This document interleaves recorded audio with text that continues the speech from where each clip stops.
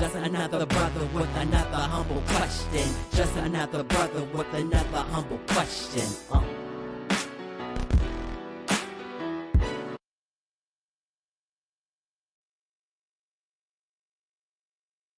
Welcome to A Brother with Questions. I am your host, B. Period. Well, we back, man. We back, man. We're gonna be reacting to this interview. So if you saw my last video, I was reacting to the conversation about this interview, and now I am reacting to the actual interview. I saw it. A lot of people didn't like the title of my last video. For those that missed it, it was called "Don't Bite the Hand That Feeds You." And so we had a conversation about what the clips that we saw of the interview.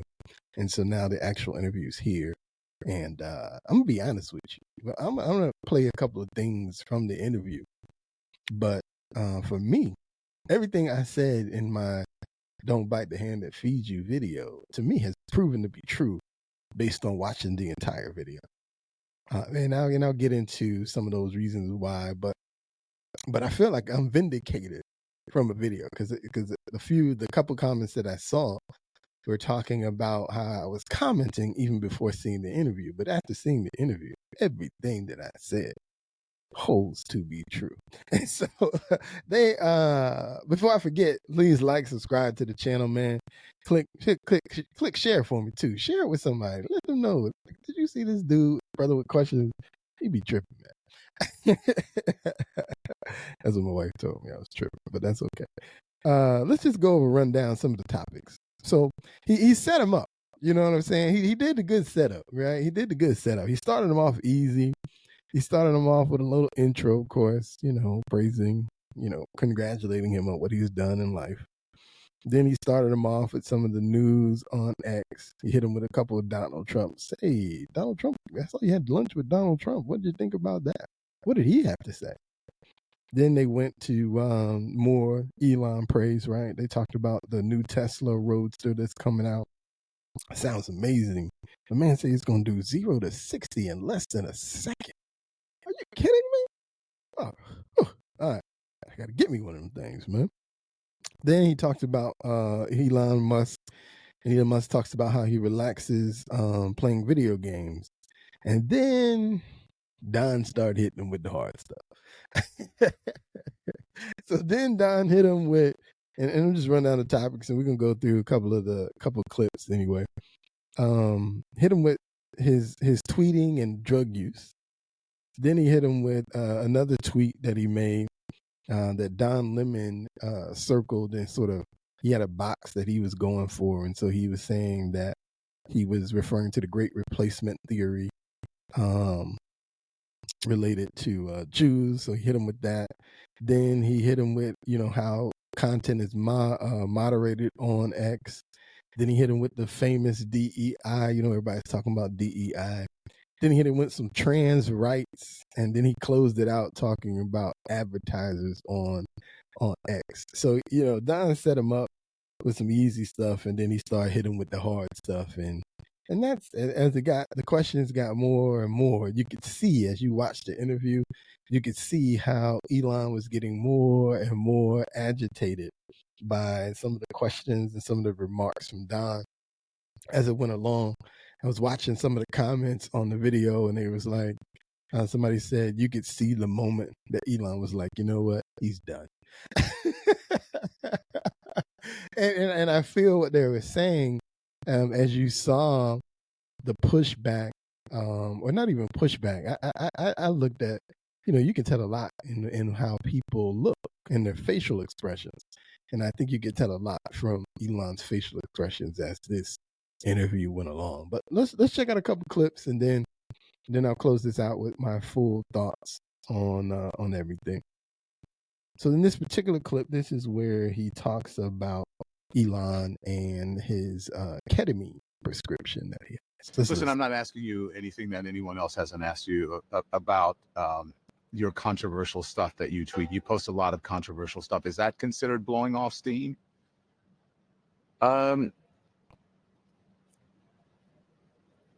Well, I guess I do enjoy using the platform. I mean, I do call the X platform the PvP, or player versus player platform. So in video games, there's player versus like environment, um, where you're not playing against other people, and then there's PvP, which is like hardcore. You're actually playing against other people, and But that's blowing off steam for you. yeah, Yes. it is to some degree, not always. I mean, obviously, I use it for to post jokes, to post you know, sometimes trivia, sometimes things that are of.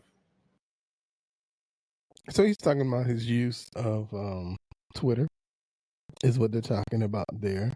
I'm gonna speed this up. I know they do eventually get to the question about ketamine use here. Let's speed this up. What I find ketamine is if you like literally like a chemical for There an we go. extended period of time, like I can't really get wasted.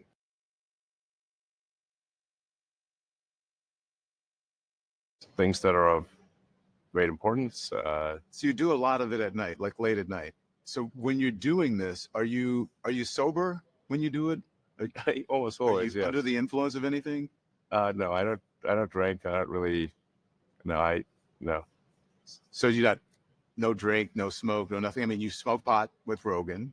I had one puff. Yeah, I think anyone who smokes pot can tell I don't know how to smoke pot. but you've admitted that you have a ketamine prescription. Yeah. What's that for? Well, I mean, it's pretty private to ask somebody about a medical prescription, you know. But I think it's something I'd say like there are times when I have sort of I don't know, like a negative chemical state in my brain. Like So right there, you can see from the look on his face, he was like, "Really? That's where we're going with this?" But okay, I'm gonna indulge you. But you could see, I think, from that moment, he told them, you know, I think it's pretty private to ask somebody what they have a medical prescription for. But you can see he really didn't appreciate that. But that was just the beginning. Like I said, it gets, there's more. There's more. Let's jump over to when he was asking him about some of the content on X.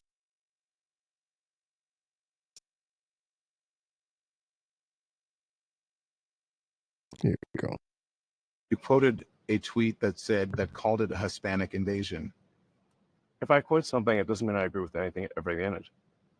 It's just something that I think this is something worth people should consider. Why would you quote something that you didn't believe? Because anything I quote is going to have a whole range of statements. Doesn't mean I agree with everything in it. Do you think if you moderated yourself more, if there was better content moderation on the platform, that you wouldn't have to answer these questions from reporters about the great replacement theory as it relates I to don't have to Democrats, answer these the questions. great replacement theory as it relates to Jewish people? Do you think that? I don't have to answer questions from reporters. Don, the only reason I'm doing this interview is because you're on the X platform and you asked for it. Mm-hmm. Otherwise, I would not do this interview. So you don't think do you think that you wouldn't get in trouble, or you wouldn't be criticized for these things? I'm criticized constantly. I could care less. You don't. There it is. You can see how the disdain that he had for that first question about his prescription ketamine. Now he's getting a little bit more pushback and like, really? So you're gonna keep going with this, huh? Like, dude, what did he tell him? I don't need to answer questions from the press. It's like, the only reason why I'm here with you is because you're gonna be on the platform, bro. Like, don't get it twisted, dog. This is I'm not doing these interviews because I have to. I'm not sitting down with you because I have to. I'm sitting down with you because I was getting ready to pay you. Woo, it's getting a little bit more intense. Let's keep going. I just want to show you how the intensity level from Elon is increasing as this goes along. Let's jump ahead. Eventually talks to him about DEI. Let's check it out.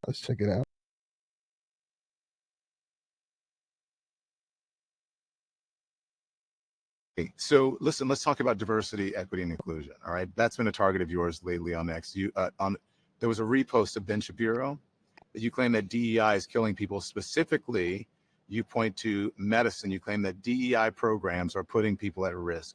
Do you really believe this to be true? And what evidence do you have to support it? What I was referring to there was that if we lower the standards for doctors, such so that they, if the test for a doctor is lowered, then the probability of them making a mistake and killing someone is obviously going to be higher. Wait, say that again. I'm not sure I understand what you said. I want to make sure I understand what you're saying. Yes, if the standards for passing medical exams and becoming a doctor, or especially something like a surgeon, if the standards are lowered, then the probability that the surgeon will make a mistake is higher. They're making mistakes in their exam. They may make mistakes with people, and that may result in people dying. What evidence do you have, though, that they're lowering the standards? There's no evidence of that. I believe there is. There's no evidence of that, Elon. What is the evidence? I believe they have literally lowered the standards at Duke University, and that is what the article was referring to. So you can see there, again, a little bit more intense, a little bit more pushback from Don, more pushback from Elon Musk. Yeah, you can see that the intensity level is just continuing to rise.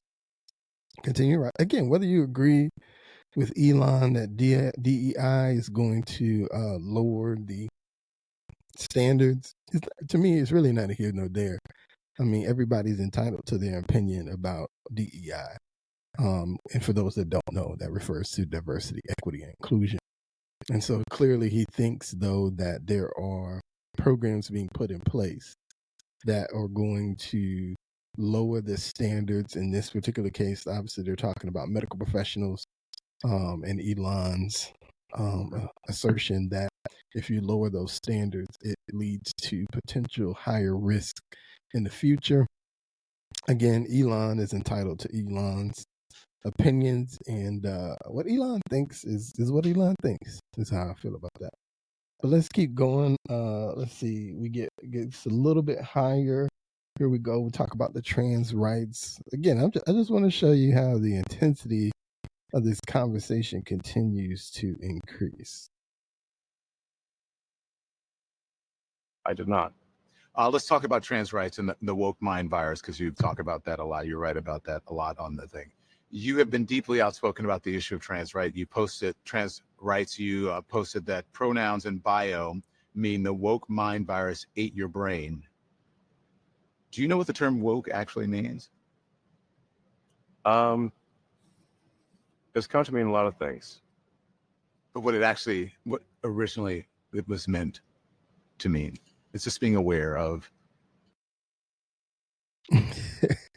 I like the look off. You see the look off? The look off is like, oh, man, how much more time I got with this fool? The look off is killer, man.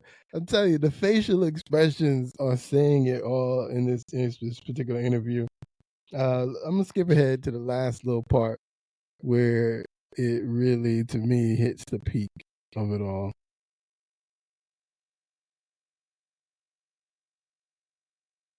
A free speech absolutist, right? And that is part of the First Amendment. Also, the freedom of expression falls under that First Amendment as well. So why can't people choose to identify with the gender that they feel comfortable with, or with a use a pronoun? Isn't that part of freedom of expression? I guess no. They can ask others to do whatever they feel. They can ask others to do anything. It's a different question whether they mandate that others do that thing. Okay, let's talk more about free speech and for advertisers, right? Because all this controversy, I believe, as you know, has made X less appealing to advertisers. About half of them have left the platform. You call advertisers that left X.com. You said they were oppressors. You've even gone as far as saying it publicly that they can go F themselves or go fuck themselves. If they're going to force censorship on the company before advertising, then obviously I find that unacceptable. You find it unacceptable. Why is that not a form of free speech? They are free to advertise where they want. They're not beholden to. They're not obligated to advertise. They're not obligated. On X.com. Right. So, how is that not free speech? That's. Whereas the other platforms will censor on behalf of advertisers, the X platform will not. Okay. So, but you think you don't think it's okay for them not to advertise with or have their content or their advertisement next to something that is anti-Semitic or That is a different question. You can absolutely choose where next to which content do you want to advertise into a beer. Absolutely, of course, and we have, I think, very good ad placement controls in this regard. Yeah. So you said that they could. And so there you go. You see again. You see that intensity level rose a little bit throughout the interview, especially as the interview. There's even a part, and I didn't play it, but there's any party telling us, "Hey, man, you got 5 minutes left in this conversation. I suggest you choose your questions wisely." But so I mean, that was the interview that they did. In terms of the learning anything from the interview, I think if you listen to Elon on a Joe Rogan, I think you learned a lot more about Elon as a person listening to a Joe Rogan podcast. What Don Lemon did is what Don Lemon likes to do, I think. Don Lemon set out to, quote unquote, catch Elon in a gotcha mode. Like I said, he spent the last half hour of his interview pulling up tweets or pulling up statements that Elon has made and then pushing. So what do you think about this? Well, you said this, so what does that mean? And so he's pushing and interrogating him about all of the different statements that he's made throughout the years about different topics. And I said in my first video, don't bite the hand that feeds you. And so what I meant by that is, if you want to get paid through X, in this case, he was trying to get paid through X, and I know he's gone out, and even he gives a disclaimer at the beginning of the video that his partnership with X, apparently ending, isn't going to stop him from doing his show, and I don't think it should. But I do understand why Elon has decided to move on, because here I am. I don't do interviews with reporters. That's number one. And then you bring me onto your platform and you ultimately interrogate me on all the things that left-leaning reporters have wanted to be interrogating me on, and then you take that role and then you do that. And to me, I think you have to read the room, right? You see throughout that interview that the tension in that room is getting bigger and bigger and bigger. And so as an interviewer, it would seem to make sense to me that as you see that the intensity level is increasing, that you would at least pivot to bring it back down to a more palatable level so that you can continue, as opposed to pushing, when at the end of the day, you understand who you're talking to. You understand you're talking to someone that doesn't sit down with reporters, who doesn't feel the need to answer point by point every single thing that I say. And then you sit down with him, do that, and then you're surprised that when you finish, he's like, you know what? I don't want to do this no more. Give me my money back. I mean, come on, man. It's so simplistic, because I think about me as an individual. I have a job. I have a 9-to-5. I can't go into my 9-to-5 and then point check my employer, or my boss, if you will, for every single point of every single thing that he said, and then expect him to feel good about our relationship. You can't go to your job and sit down point by point and criticize and question every single thing that your employer has done and then expect him to feel good about y'all working relationship. It's just not realistic. So for Don Lemon and for his defenders to expect him to be able to question point by point every single thing that you, as a left-leaning person, ultimately, because that's where this is coming from. If Don Lemon was Tucker Carlson wouldn't have had that type of interview with Elon Musk. No, you had that interview because you disagreed with all those points that you were making. And so in your disagreement, you wanted to make your point, to catch him up, to let him know face to face, I disagree with you, and here's why. because he doesn't sit down with reporters, so nobody can do that. So again, if that's what you wanted to do, that's fine. I don't even have a problem with it, because you know what? Don Lemon was being Don Lemon. So whatever, I don't care. But I am going to say, when you want to be you, but you want somebody else to pay you to be you, I'm not saying you got to curb being you, but I'm saying you got to check the room. I'm saying that when you see that this thing isn't going quite the way that you want, then you need to curb around. You need to figure out a better way to get your point across without necessarily taking the temperature of the room down. And that's going to be true in every single one of our lives when we're dealing with somebody who's cutting us a check.